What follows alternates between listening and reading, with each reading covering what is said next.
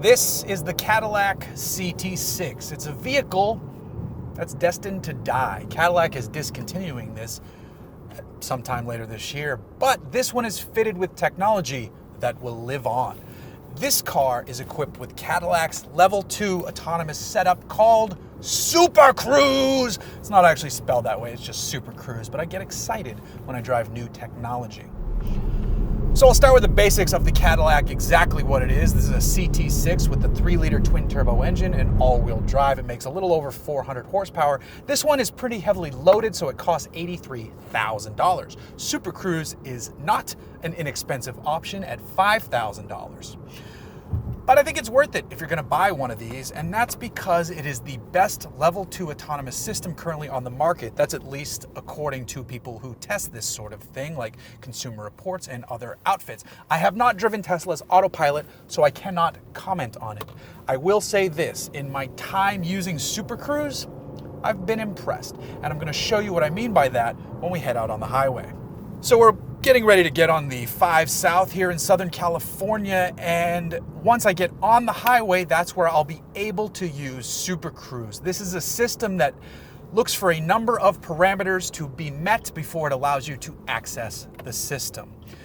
There are external cameras and radar systems, and then inside there's actually a little nubbin. It's a camera nubbin, I think that's a technical term, that looks at your eyes to make sure you're looking straight ahead. It can see through sunglasses as well. So once you're on the highway and up to speed and this Dodge Journey is out of your way, you can Super Cruise right around them. If I knew where that siren was coming from, that would help a lot.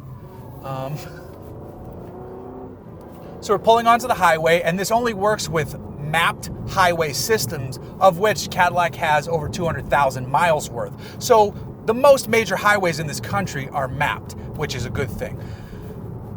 Once you're safely on the highway, up to speed, which in Southern California can occasionally be a tricky process. Let's get the gas going a little bit here. Let's get into not all the way to the left lane.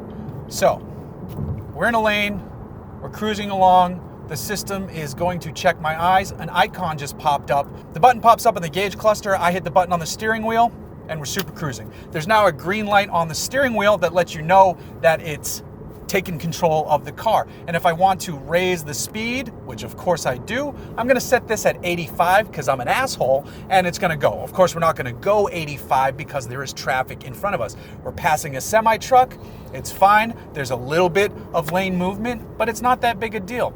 The system is pretty simple once you realize how it works. Now, I've read that it can have problems in direct sunlight. We are in direct sunlight, and it's having no issues at the moment. Though I did drive over a piece of washed out highway pavement, and it gave me an alert saying, "I can't see this, please take the wheel."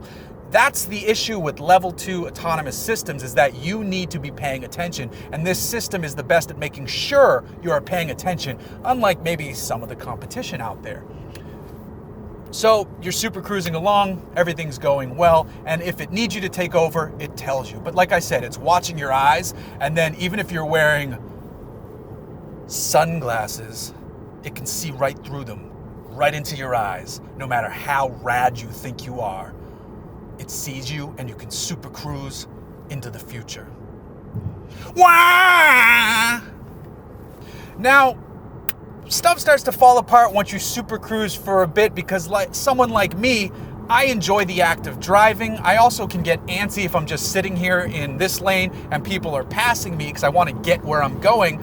And that's where the flaws of Level 2 autonomy start to present themselves. This system does not change lane like Tesla's Autopilot, so you just have to maintain what you're doing. If you want to change lanes, you take over, you do it yourself. But like I said, the problem here is that you just start to get bored. You just start to sit here going, okay, I'm not a cog in this machine anymore. I mean, you still have to stay alert, but that's the problem. You're alert and that's it. You're not doing anything else. You can't be checking your email. You can't be hitting up the Instagram to check your likes and all that other fun stuff. You just kind of cruise along, and then it begins to get less super. If this was your daily slog though, and say you were a little tired in the morning, yeah, you still have to look ahead, but you can be sipping your coffee, you can be doing all that stuff. You can have a conversation with other people, but you still have to look ahead. You still have to look out for what's going on. The car is doing it, but don't forget this is Level 2 autonomy. driver is still involved here. My feet aren't on the gas or the brake. My hands are not on the steering wheel. It's doing it itself. And it does it really well. This is comfortable. That's the thing. It's comfortable. It's a well-defined system. We've been driving in and out of overpasses, so it's going from light to dark and all of that stuff. I had sunglasses on. It worked well. This is it. This is Super Cruise. I think that's the problem, is that you get jaded with technology, and level 2 autonomy is cool. So level 1 made a big, oops, someone's gonna get out of our way, so we're gonna rocket ahead. Let's see how fast it goes. And, okay, so it's not too crazy. It's picking up speed. It's actually pretty smooth. I thought it would like launch us forward, but no, it was fine. Somebody came in front, so it's gonna back off a little bit. It's simple, it works well. That's what I keep coming back to. It works well. It's just not as exciting as what we want, which is level 3 autonomy. That's where you still have to be ready to intervene, but your eyes won't need to be on the road and you can be less focused. It'll be interesting to see how level 3 works. It's almost like we're gonna have technological breakthroughs that could jump us from level 2 to level 4, but again, that's decades in the future.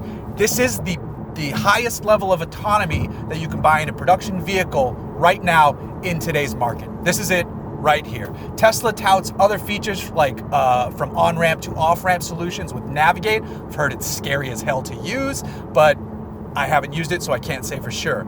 All I know is that right now, super cruising along, this Caddy's doing a fine job. And then when you don't want to super cruise anymore, you hit the button and you fucking floor it.